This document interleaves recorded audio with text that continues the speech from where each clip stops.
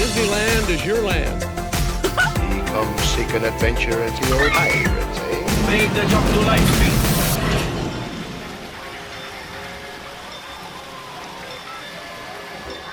Hi there, Mouseketeers. Welcome to the Disneyland Bee, where our toes tap to a Disneyland drum. And we always whistle while we work. Hi, I'm Amy. And I'm TC. Well, we wanted to put out a video today on Disneyland's birthday. Happy birthday, Disneyland. Yay! And we also wanted to say thank you so much to everyone for getting us to 10,000 subscribers, over 10,000 subscribers. That's really wonderful. Thank you so much to everyone for all of your support and helping us build this community over the past couple years. It's really been a lot of fun. Well, today we really want to show you guys a couple of older videos that we've made. We made this first one here during the pandemic, and it's about visiting Disneyland on its opening day in 1955. It goes around the different lands, what was there, all the different attractions that was there, and it kind of touches in with Walt Disney as well. So please enjoy this video visiting Disneyland in 1955's opening day. Wow, the parking lot was really packed. And have you ever seen such traffic on a California freeway? Ha ha ha. Yeah, but we sure wish they had air conditioning in cars in 1955. Well, here we go. We have tickets. They say they only gave out about 15,000, but somehow 30,000 people showed up with tickets. Look, that person has a ladder over the fence and is selling entrances to the park for $5 a head. They should cut that out. Okay, here we go, into the park. Oh wow, it's really beautiful. It hasn't changed. The trees are so small. Okay, but so much is the same. Ah, Town Square. And our first attraction, the Main Street vehicles are here. They did not have the omnibus, but they did have horse-drawn surreys that are gone today. And the horse-drawn fire cart currently sitting in the firehouse was in use, as well as the horse-drawn trolley that we all love today. And the train. The train station looks pretty much the same, but it is the Disneyland and Santa Fe Railroad. Let's take a ride. The Disneyland train from Main Street has passenger cars, and the ride starts and ends at the Main Street station with no stops in between. That's right, the trains use the side tracks to go around each other. But the view of the park is magnificent, particularly the Rivers of America section. And we find ourselves back on Main Street, USA. Oh look, there's the Emporium, just like today. And the Main Street Cinema looks pretty much like it does today, but they are showing silent movies from the 20s and 30s, Keystone Cops and the like. It's the famous Wizard of Braz. What a great porch. The Penny Arcade looks pretty much the same. There's a few more things in it. They're gonna add a shooting gallery to the back soon. Everything is so charming. Why is it built to a smaller scale? Well, Walt Disney said that having its scale model made it a toy, and a toy is much easier for the imagination to work with. Oh, look, the Carnation Cafe is open, but they're only selling ice cream. Refreshment Corner looks pretty much the same. The Plaza Pavilion is open where the Jolly Holiday is now. And the Red Wagon Inn, where the Plaza Inn is today. Hey, they have air conditioning. But look at those lines. That person just said they were running out of food. Did you notice how sticky the asphalt is? They must have just poured it. Well, it feels like it's 100 degrees. Yes, but it's sunny and it's glorious. Hey, let's head into Adventureland. Yes, the Jungle Cruise was an opening day attraction and a technological highlight of opening day. It looks great. It's one of the most immersive experiences that Disneyland has to offer. But it took forever to get on the ride. There were only 2 boats operating. The Ganges Gal and the Congo Queen. And that was pretty much it for Adventureland, although it does look great with that awesome entrance sign. And beautiful theming. And it was the only land to connect to another land, so let's go to Frontierland. Look, there's Davy Crockett and Georgie Russell coming down from those desert hills. It looks like they're gonna have a song and dance with those friendly pioneer-type folks. They are. Fess Parker and Buddy Epson were huge celebrities at the time, and they had a lot to do with the opening day ceremonies. Frontierland had a Davy Crockett arcade, but it wasn't the shooting exposition that you're used to. It was over in the Pioneer Mercantile Building, and it included a small shop and a museum. You could cross the bridge and actually go up to the Frontierland train station, a replica of the train station from the Disney film So Dear to My Heart. You would board the train and ride in cattle cars with standing room only to make the full circuit around the park and back. It doesn't look like we can head over to Tom Sawyer's Island yet, but they are working on it. But there is the Mark Twain. It's on the water and it's gorgeous. But look out, it's listing. A little water on the deck there. Oh, I think they might have it a bit overcrowded. And I also heard a chunk of a window fell off and hit an invited senator. Yikes. Slewfoot Sue's Golden Horseshoe Saloon and Review was also open, and the show is a huge hit.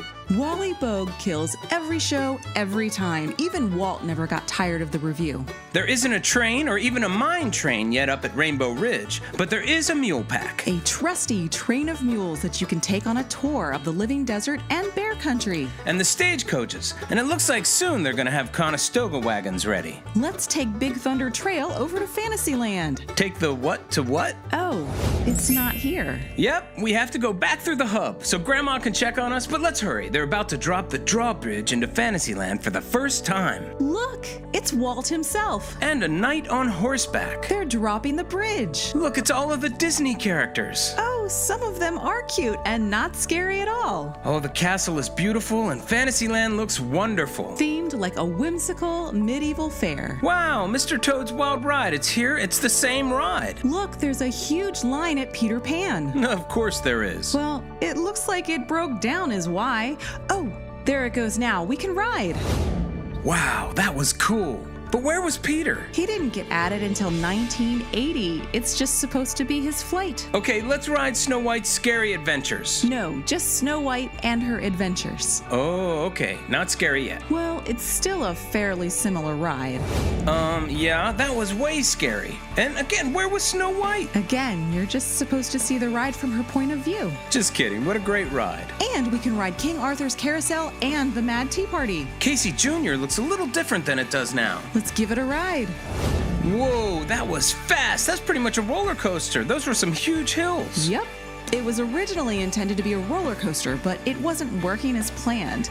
So they're going to close the ride tomorrow, and they'll open it up later in the month as the smooth ride we all know today. And the Storybook Land canal boats? It was just looking like some muddy banks with a bunch of weeds. I did notice they had signs next to them in Latin, though. Yes, Storybook came later. As you see, this is just the canal boats of the world, and they never finished the attraction. But still, the main square of Fantasyland feels the same, and the castle looks magnificent.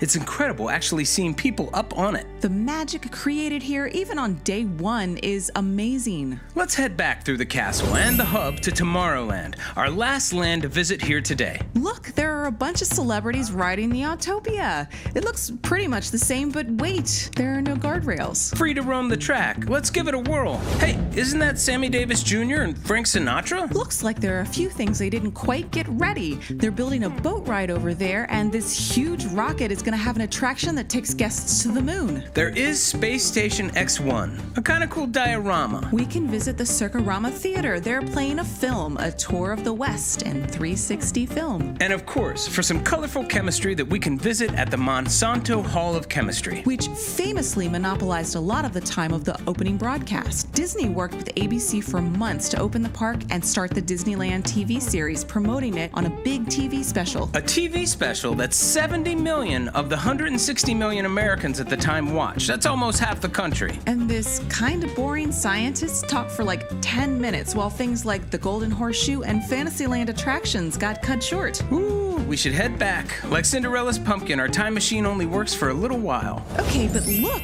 they're having a parade on Main Street. It's incredible. Look how many people are involved. Wow. And look, Walt is introducing the Mouseketeers. That's right. The crowds met them on opening day of Disneyland before the world did on TV. They're all waving out of Walt's personal apartment. What an amazing place. What a beautiful place.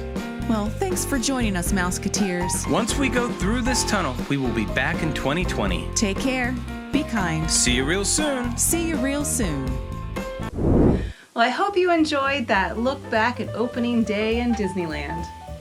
Well, our next video is going to be about how to find Walt Disney at Disneyland.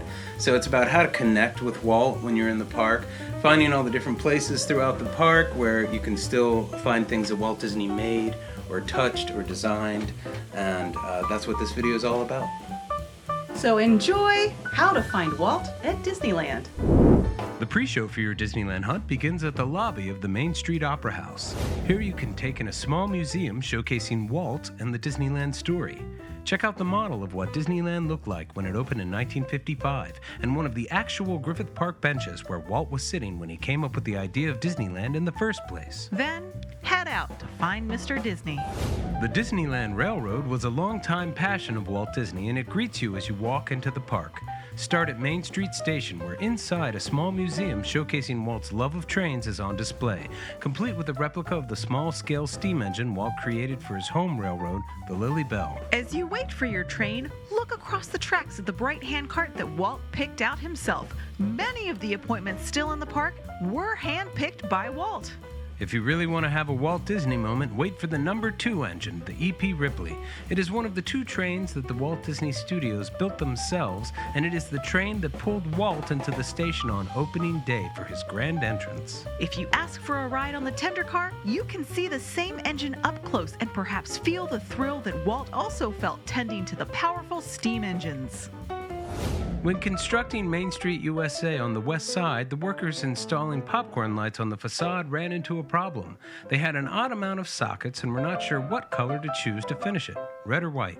Walt made them create a bicolored lamp to keep the detail and story complete. Search in Town Square and find the firehouse. Above it is a small private apartment that Walt and the Disney family used during their time at the park. It is owned by the company now, but at times tours have been available at an extra cost to see inside the cranberry red rooms. They are full of fun memorabilia, and it even has Walt's actual grilled cheese maker. Tours are suspended at the moment, but you can still look up at the window and dream. A light is kept on in perpetuity in the window to represent how Walt Disney's spirit is always present at Disneyland. Be sure to get up and into Walt's favorite Main Street vehicle, the fire truck. Legend has it that he used to take an occasional spin around Town Square before park opening. And take a look at the fire pole. Originally, Walt thought it would be a good show to have a true fire pole connecting his apartment to the firehouse itself. But when some of the younger children proved they could climb right up it and enter his apartment unannounced, he decided it was probably best to seal it off. Walking down Main Street USA, take in the gorgeous castle, and for a moment notice that the upper half is actually backwards. The stylings of the upper half of the courtyard match up more directly with the bottom half of the front. Walt spun the top of the model for the castle and decided he liked that better, so that's how it was built. We think it looks perfect. This one is our favorite. I think we feel closer to Walt doing this than anything else. Days before the park opened in 1955, Walt threw a massive party for Lillian in celebration of their wedding anniversary. All the major players in Disneyland and then some attended the soiree titled the Tempest Fugit Celebration. On an evening that you are in Disneyland, go to the Golden Horseshoe Saloon in Frontierland, where Walt's legendary party once started, and enjoy a snack and imagine that night. There are pictures of Walt, maybe a little tipsy, sitting in his favorite top right box, beaming down on the crowd. And when he was asked to speak, he actually climbed over the box down to the stage. Be sure to take in all of this delightful theater, including the original light fixtures and ornaments that Lillian and Walt picked out themselves. The shows have changed, but this iconic theater is very much still the same. After a show, dinner, and dancing at Slewfoot Sue's, the crowd headed over to the Mark Twain, which you should do, for a nighttime cruise around the rivers of America. It must have been heady. They were about to open up a huge park, and exciting and magical. Climb up to the second deck and look at the inner chamber. Here, a bar would have been set up, serving mint juleps to Walt and his friends, and then go over to the small stage where so many giants of the jazz world have played, and imagine the dancing and revelry. As you search through Frontierland, locate the petrified tree, the oldest item in Disneyland. For years, the legend was told of how Walt bought the tree for Lillian, who couldn't fit it on her mantelpiece, so she donated it to Disneyland. The truth is, Walt purchased it himself from a private petrified forest on a trip across Colorado and had it delivered directly to the park. But I stop and think about what a showman and marketing genius Walt was and how much he loved Lillian. He wanted the world to think she was the generous one and adore her just like he did. Take a raft on over to Tom Sawyer's Island. It may have a Pirates of the Caribbean overlay now, but much of the original experience is still there. This is one of the only attractions at Disneyland Walt himself put pen to paper to help design. Much of the island is just as he thought it should be. The island was a pastoral escape from the chaos of the park, a place for exploration, nature, and adventure, and it still is. Take a ride on the Storybook Land canal boats. Walt loved models and miniatures. They were part of the language of his trade, and he kept looking for a place in the park to set up an extensive display. Inspired by his visit to Madura Dam in Den Haag, Walt had a passion for this ride. Sure, Arendelle arrived, but so much is still the same as Walt's original. There are tiny leaded glass windows in the church by Alice's Rabbit Hole, the original Cinderella's castle, and Geppetto's Village, the inspiration for the 1983 New Fantasyland refurbishment. Walt was there to open 2 rides that were almost the same when Mr. Disney rode them. When waiting in line for Alice in Wonderland, think about the opening ceremony Walt did with the Wonderland characters and the original Alice, Catherine Beaumont, whose voice can be heard on the ride. And as you take in the grand facade of It's a Small World, think about Walt, who opened the ride at Disneyland with a massive ceremony, bringing children from all around the world to deliver water from their home countries to be part of the ride's river. Head to Tomorrowland and find the loading platform for the monorail so you can take in the vista of one of the biggest expansions of the park under Walt's guidance. Still here today is the monorail, the submarine voyage, an updated Autopia, and the Matterhorn bobsleds, all which stand invitingly before you. They were all part of the plussing and some of the original e-ticket attractions at the park. As you ride the monorail, you're riding the first one built in the Western Hemisphere and one of the biggest challenges the Disney Imagineers ever tackled. Walt took then Vice President Nixon on the opening day circuit himself. As you ride and enjoy Finding Nemo's submarine voyage, you are on Walt's sub fleet, just repainted yellow. He was so proud of the subs, calling the 8 ships one of the largest peacetime fleets ever assembled. It gave him a chance to work with naval admirals and the same company that built submarines for the Navy in order to realize this ambitious project. Riding the Matterhorn bobsleds was a thrill that Walt enjoyed tackling himself. He even rode the ride with royalty, taking the Shah of Iran for a spin. Of course, it was his idea to build the Swiss mountain after a trip to the glacial paradise during a film shoot. The head-calculated and hand-bent tubular track has never been completely replaced, only repaired over the years, so you're getting pretty much the same ride as you always have, even if the scenery around it has evolved. The updated Autopia track was designed to ride over the submarine voyage and under the monorail tracks, all while creating green space. Good job, Walt. Walt rode Jungle Cruise countless times, another one of his favorites. The ride is dramatically different in look and feel, but there are several scenes that Walt oversaw the inclusion of that are still here. The Indian elephant bathing pool, the African veldt, and especially Schweitzer Falls are just like they were when Walt was riding the rivers. The Enchanted Tiki Room may be the least changed major attraction at Disneyland, opening in 1963. It was Walt's idea, a major technological achievement, and like the park itself, Walt had to invest his personal capital to get the project completed. Be sure to stop by for a tropical serenade. The Tarzan overlay tells a very different story now, but Walt's biggest treehouse is still the core of the experience. Walt themed the original tree to the Swiss Family Robinson, one of his best live-action films. Think about him giving a tour of the massive treehouse to the cast of the movie as you climb its branches. If you're getting hungry, we like to head over to the Plaza Inn on the Hub for one of Walt's favorite meals and one of his favorite restaurants. There are a lot of dining homages inside Disneyland to Walt, the complex man with simple tastes. From drinks and dishes at the Carthay Circle and Club 33, Walt's chili at the Carnation Cafe, or grilled cheese and tomato soup at the Jolly Holiday. But if you want to eat where Walt did, head to the Plaza Inn to order his favorite, the fried chicken. The spot opened as the Red Wagon Inn and was leased by Swift Meats, though Walt upgraded it to the Plaza Inn in 1965 once he had control of the space. It was appointed by chandeliers picked by Lillian Disney that are said to drip from the antique ceiling. Walt was also fond of having a milkshake at the ice cream parlor, which used to be part of the Carnation Cafe. He was often found in one of its booths. You can recreate this feeling at Gibson Girls Ice Cream on your visit. And be sure to stop by a cart and get some popcorn, Walt's favorite park snack. Take a ride on Pirates of the Caribbean and keep Walt Disney in your mind. It is often regarded as his last attraction, as he had a major influence on its development but did not survive to see it open. And at the same time, it was the first ride that the Imagineers had to complete without his leadership. As you wind through the tunnels, consider Walt doing the same in a special rolling rig that allowed him to experience the ride early before it was filled with water, specially made for him. Despite his illness, he still loved the ride and gave positive feedback to his team, commending them for creating something that people would want to ride again and again, as they would catch something new every time. He was very proud of the achievement. Well, everybody, how did you do? We hope that you can collect all of these Walt Disney moments during your next visit to Disneyland. Thanks for watching. Be sure to leave a comment with your favorite Walt moment inside Disneyland. See you real soon, Mouseketeers. See you real soon.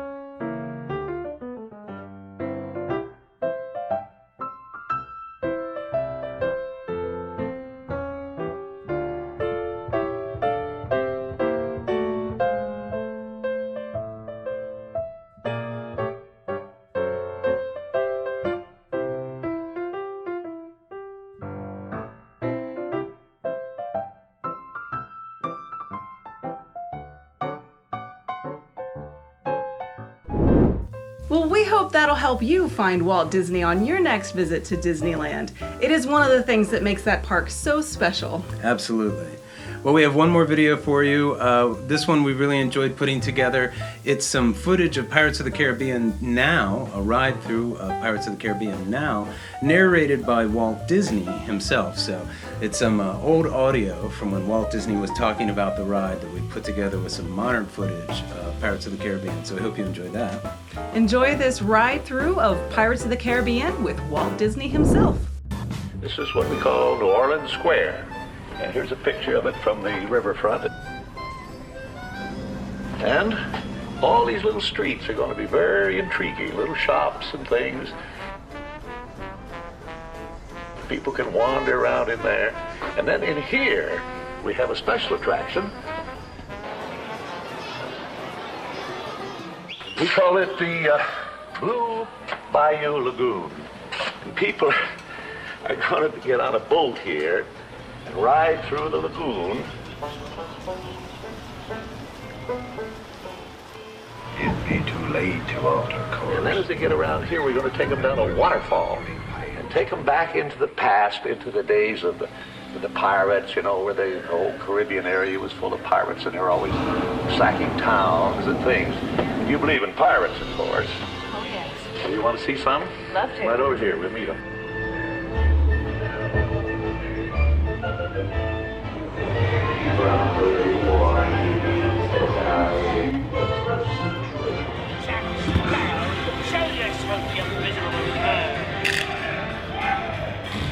Now we'll go around and see the town that the pirates are sacking. It's right over here. Now here you see the pirates are dunking the mayor into the well, trying to force him to reveal the hiding places of the town treasure. The audience will be seeing this from a boat, you know. All the characters will be life-size and lifelike in their movements. These fellows have found the town's rum supplies. But they're actually more interested in what's taking place across the river. Here I be, holding the treasure map and the key as well. What I wouldn't give to see the look on Captain Jack Sparrow's face. Here, kitty. Have a little old rum with old Bill, right?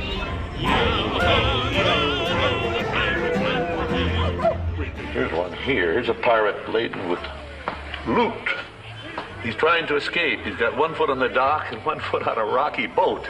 You know, as the people go by, they see him. He's struggling and everything.